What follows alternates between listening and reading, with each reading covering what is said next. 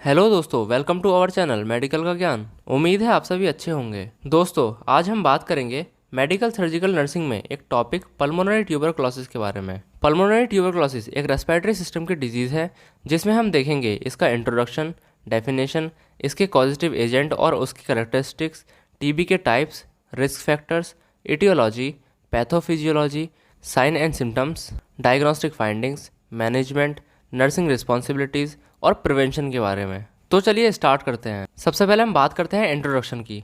It is also known by TB, scrofula, king's touch, white plague, captain of all these men's of death. यानी pulmonary TB को और किन नामों से जानते हैं तो पल्मोनरी टीबी को स्क्रोफुला, किंग्स टच या फिर वाइट प्लेग के नाम से भी जानते हैं। इसको हम captain of all these men's of death भी कहते हैं क्योंकि ये जो बीमारी होती है ये as compare to female males में ज़्यादा पाई जाती है। Next point is it is an infectious disease caused by mycobacterium tuberculosis.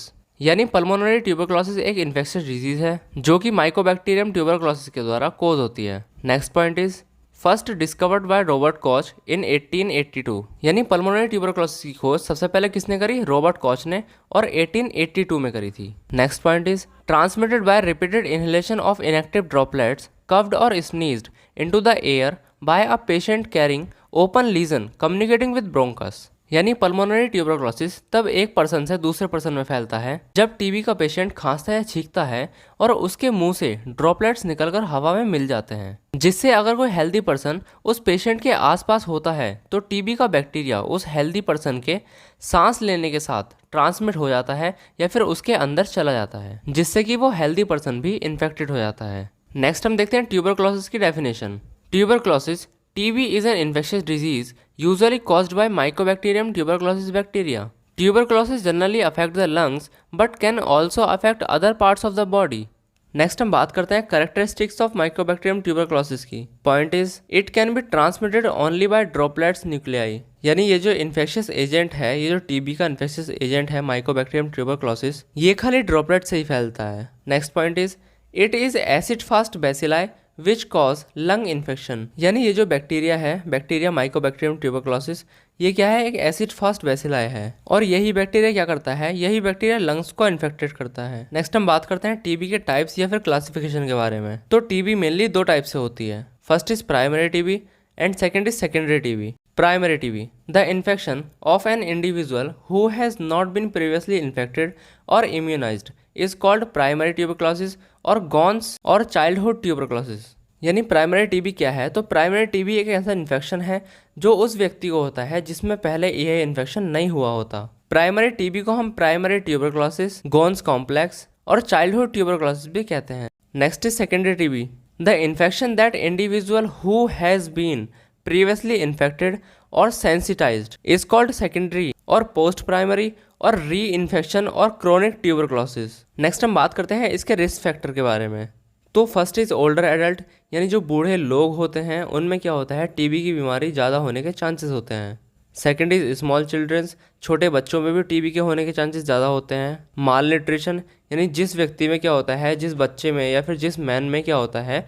Mall nutrition होता है, यानी न्यूट्रिएंट्स की कमी होती है या फिर उसका जो बॉडी है वो सही तरीके से क्या नहीं होती? सही तरीके से नरिश्ड नहीं होती है, तो उस बच्चे में टीबी होने के चांसेस ज़्यादा होते हैं। Next is smoking and alcohol consumption, यानी जो लोग स्मोकिंग करते हैं या फिर अल्कोहल लेते हैं उनमें ये बीमारी हो सकती है। Next point is diabetes and CKD, यानी जो डायबिटीज़ या फिर सीकेडी के पेशेंट होते हैं, सीकेडी मतलब क्रोनिक किडनी डिजीज़ के पेशेंट जो होते हैं उनमें ये ज़्यादातर देखने को मिलता है या फिर उनको ज़्यादा अफेक्ट कर सकता है। Next point is immunocompromised patient such as those living with HIV undergoing chemotherapy और टेकिंग क्रोनिक स्टेरॉइड्स, यानी ऐसे व्यक्ति में जिनकी इम्यूनिटी कमज़ोर हो जाती है, जो पेशेंट हैं कैंसर के, जिनको HIV है, जिनको कीमोथेरेपी चल रही है, या फिर जो लोग क्या लेते हैं? स्टेरॉइड्स लेते हैं, उनमें पल्मोनरी ट्यूबरक्लोसिस के चांसेस बहुत ज़्यादा होने के होते हैं। Next point is living in over crowded house, यानी ज़्यादा भीड़भाड़ वाले घर में रहने से भी ट्यूबरक्लोसिस हो सकती है क्योंकि हमें पता नहीं होता कि किस बंदे को ट्यूबरक्लोसिस है। ये थे इसके रिस्क फैक्टर्स। अब हम बात करते हैं इसकी एटियोलॉजी यानी कॉजेज के बारे में। Tuberculosis is caused by a type of bacterium called Mycobacterium tuberculosis. यानी ट्यूबरक्लोसिस जो है एक बैक्टीरिया से कॉज होता है जिसको हम माइकोबैक्टीरियम ट्यूबरक्लोसिस कहते हैं। It is spread when a person with active TB disease in their lungs, cough or sneeze and someone else inhales the expelled droplets contain TB bacteria. यानी वही बात जो मैंने पहले बताई थी कि जो टीबी है वो क्या होता है, जो इन्फेक्टेड पर्सन होता है वो खांसता है, छींकता है, जिससे क्या होता है उसके मुंह से ड्रॉपलेट्स निकलते हैं। और जो हेल्दी पर्सन होता है अगर वो उसको इनहेल कर लेता है, उस एयर को उसके सराउंडिंग्स की जो एयर है आसपास की उसको इनहेल कर लेता है, तो जो बैक्टीरिया है वो पेशेंट से हेल्दी पर्सन में जा सकती है, जिससे वो हेल्दी पर्सन भी इन्फेक्टेड हो सकता है और उसको भी टीबी हो सकता है। नेक्स्ट हम बात करते हैं पैथोफिजियोलॉजी के बारे में। तो first point is due to etiological factor, यानी जो मैंने अभी कारण बताए हैं उसके कारण भी टीबी हो सकता है। Next point is entry of micro organism through droplet nuclei. अब क्या होता है इसमें, अब माइक्रो ऑर्गेनिज्म की एंट्री होती है ड्रॉपलेट के थ्रू। अगला है इसमें bacteria is transmitted to alveoli through airway, यानी जो बैक्टीरिया होता है वो एयरवे से कहाँ पर चला जाता है, एल्वेलाई में चला जाता है, यानी जो लंग्स में एल्वेलाई होती हैं वहां पर वो बैक्टीरिया चला जाता है। अब आता है deposition of multiplication of bacteria, यानी जो बैक्टीरिया होता है वो मल्टीप्लाई करता है अपनी संख्या में या फिर अपने आप को मल्टीप्लाई करता है। आगे है इसमें bacilli are also transported to other parts of the bodies organ, blood stream and lymph node, यानी जो बेसिलाई होता है वो और भी पार्ट्स में होता है बॉडी के, यानी जो टीबी की बीमारी है वो बॉडी के किसी भी पार्ट्स में हो सकती है। और जो बैक्टीरिया है वो ट्रांसमिटेड होता है ब्लड के द्वारा या फिर लिम्फ नोड्स के द्वारा। आगे होता है इसमें इन्फ्लामेशन, फिर उसके बाद डेवलप टीबी, और लास्ट में क्या हो जाता है, टीबी डेवलप हो जाता है। नेक्स्ट हम बात करते हैं साइन एंड सिम्टम्स के बारे में, यानी जो ट्यूबरक्लोसिस के साइन एंड सिम्टम्स हैं, कैसे उसके लक्षण हैं, कैसे उसके चिन्ह हैं, वो सब हम देखेंगे। अब फर्स्ट हम बात करते हैं क्लासिकल साइन की। पहला आता है इसमें प्रोग्रेसिव कफ, यानी अगर आपको 2 हफ्ते से ज्यादा खांसी आती है तब हो सकता है कि आपको टीबी हो, इसलिए अपने जल्दी से जल्दी जांच कराएं। नेक्स्ट है नाइट स्वेट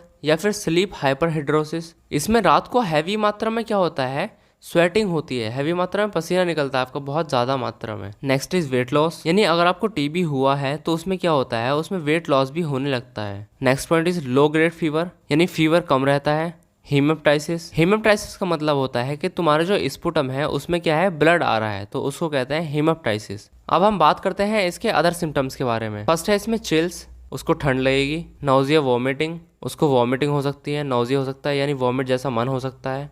ब्रीदिंग डिफिकल्टी हो सकती है, उसको सांस लेने में दिक्कत हो सकती है, मतलब एनोरेक्सिया, उसको भूख नहीं लग सकती है। फटीग यानी थकान होती है। चेस्ट पेन, सीने में दर्द होता है। एनलार्ज लिम्फ नोड्स, यानी जो लिम्फ नोड्स होते हैं वो बड़े बड़े हो जाते हैं।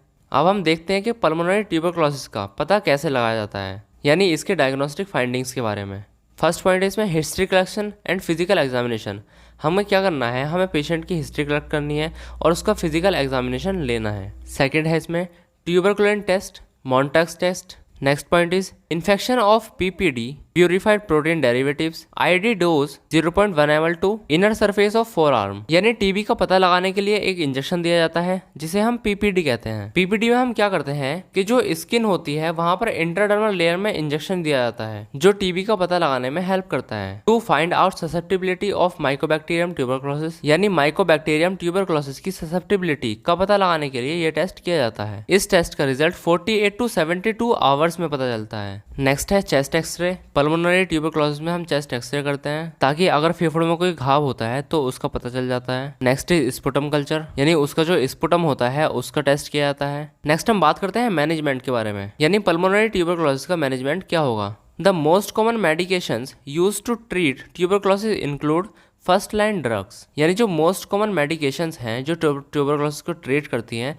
तो वो है फर्स्ट लाइन ड्रग्स। तो वो कौन कौन सी है। फर्स्ट है इसमें आइसोनाइज्ड, मोस्ट कॉमन ड्रग है used in TB. Rifampin, Rifadin, Rimactane, safest drug in pregnancy. Ethambutol, Myambutol, bacteriostatic inhibit bacterial growth. Pyrazinamide, streptomycin, most contraindicated in pregnancy. Next is administer pyridoxine to prevent vitamin B6 deficiency and to reduce the risk of neurotoxicity. Next point, if skin test is positive, the patient should be treated with isoniazid 300 mg daily for 9 to 12 months. यानी क्या होता है, अगर skin test positive आ जाता है तो हम उस पेशेंट को आइसोनाइज्ड 300 mg में डेली देंगे और 9 से 12 महीने तक देंगे। अब हम बात करते हैं सेकेंड लाइन ड्रग्स के बारे में। इसमें है कैप्रोमाइसिन, साइक्लोसेरिन, अमीकासिन, मैक्रोबिट्स, लीवोफ्लोक्सासिन एटसेट्रा। अब हम बात करते हैं कि जो पल्मोनरी ट्यूबरक्लोसिस है उसमें नर्सिंग रिस्पॉन्सिबिलिटीज क्या होगी। Point is LFTV4 giving isoniazid, यानी आइसोनियाजिड मेडिसिन को देने से पहले हमें क्या करना है, पेशेंट का LFT करा लेना है, यानी लीवर का फंक्शन टेस्ट करा लेना है, जिससे पता चल जाएगा कि जो आइसोनियाजिड है वो लीवर के लिए हाईली टॉक्सिक तो नहीं है। Next point is administer isoniazid at least 1 hour before antacid, यानी एज अ नर्स हमें क्या करना है, अगर हमने पेशेंट को एंटासिड दी है तो उसके 1 घंटे बाद ही हमें आइसोनियाजिड देनी है। अब हम बात करते हैं कि जो प्रिवेंशन है, यानी पल्मोनरी ट्यूबरक्लोसिस से बचने के लिए जो प्रिवेंशन है वो क्या क्या है। पहला है यूज मास्क, हमें क्या करना है, मास्क लगाए रखना है हर टाइम, या फिर हम भीड़ वाले इलाके में जा रहे हैं तब हमें मास्क लगाकर जाना है। सेकंड है इसमें BCG वैक्सीन, यानी हमें क्या करना चाहिए, हमें बचपन में ही अपने बच्चों को BCG वैक्सीन लगवा लेनी चाहिए, जिससे TB का खतरा कुछ हद तक टल जाता है। नेक्स्ट इज रेगुलर फॉलोअप, यानी अपना time to time medical checkup कराते रहना चाहिए। Next is isolation of patient, इसका मतलब है कि पेशेंट को, जो भी TB से ग्रसित व्यक्ति होगा उसको क्या कर देंगे, हम आइसोलेट कर देंगे, उसको हम अलग रख देंगे। लास्ट है इसमें नेचुरल सनलाइट। तो बस दोस्तों आज के लिए इतना ही। उम्मीद है आपको वीडियो अच्छी लगी होगी और ये टॉपिक अच्छा समझ में आया होगा। अगर आपको ये वीडियो अच्छी लगी है तो इस वीडियो को अभी के अभी लाइक करें। अगर कोई क्वेरी है या फिर कोई सवाल है तो उसको कमेंट बॉक्स में ज़रूर पूछें। हमारी वीडियोस का अपडेट लेते रहने के लिए हमारे इंस्टाग्राम पेज मेडिकल का ज्ञान को ज़रूर फॉलो करें। और हाँ, अगर ये चैनल आपके सामने पहली बार आया है तो इस चैनल को सब्सक्राइब करके बेल आइकन ज़रूर प्रेस करें। Thank you.